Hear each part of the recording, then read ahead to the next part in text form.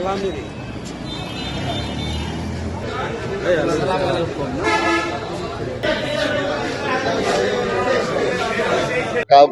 অবহিত না করে আমাদের ইউনো মহোদয়, আমাদের সাব রেজিস্ট্রার হিসাবেও ছিলেন, আমাদের রাজনৈতিক দলের নেতৃবৃন্দ, বিভিন্ন পর্যায়ের নেতৃবৃন্দ ছিলেন, আপনারা সাথে নিয়েই আজকে কিন্তু এই অফিসটা আমরা অভিযান করলাম।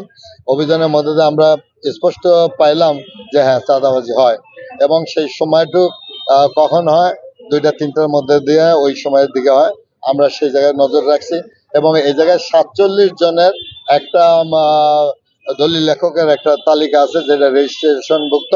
আমরা বলছি সেই জায়গায় তাদের সেই 47 জনের ভোটার আইডি, সরি, ওই যে আইডি কার্ড আছে সেটা ফটোকপি চাইছে, এবং তারা বলছে যে তাদের সহকারী আছে, যেটা হলো কোনো সরকারি নির্ধারিত করে না, তারা ব্যক্তিগতভাবে। এবং আমরা জানি যতটুকু এই সহকারীর মধ্যে দিয়ে চাঁদাবাজি গুলা চলে। তা আমরা বলছি যে যদি আপনাদের সহকারী লাগেই, তাহলে তাদের একটা আপনাদের লিখিত একটা দিতে হবে যে অমুকে আমার সহযোগী।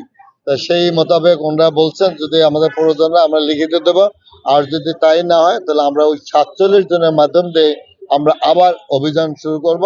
কখন করব সেটা আমরা বলবো, আপনাদের সাথে নেব, আইন প্রয়োগকারী সংস্থা থাকবে, এবং আমরা সেদিন 47 জন যে দলিল লেখক আছে শুধু তারা থাকবে, এবং তারা নির্দিষ্ট করবে কে জমি বিক্রি করতে আসছে, কে ক্রয় করতে আসছে, এ বাদে যারা আছে সব আইনের আওতায় দেব।